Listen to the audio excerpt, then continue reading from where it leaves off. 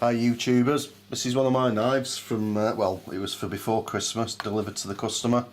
They've been using it for meat processing, skinning deer.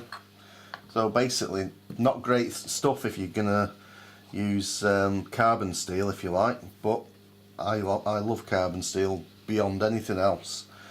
It's so quick to put the edge back on, it's unbelievable. You can spend hours on stainless and you're still fighting to get the edge back on, in my opinion. Anyway, this is really sharp. Took 30 seconds.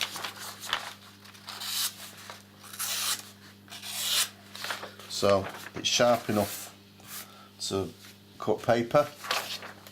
Other thing is,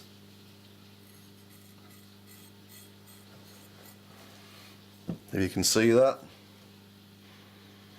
it shaves quite nicely, and that's just off a butcher's sharpening iron, so nothing fancy.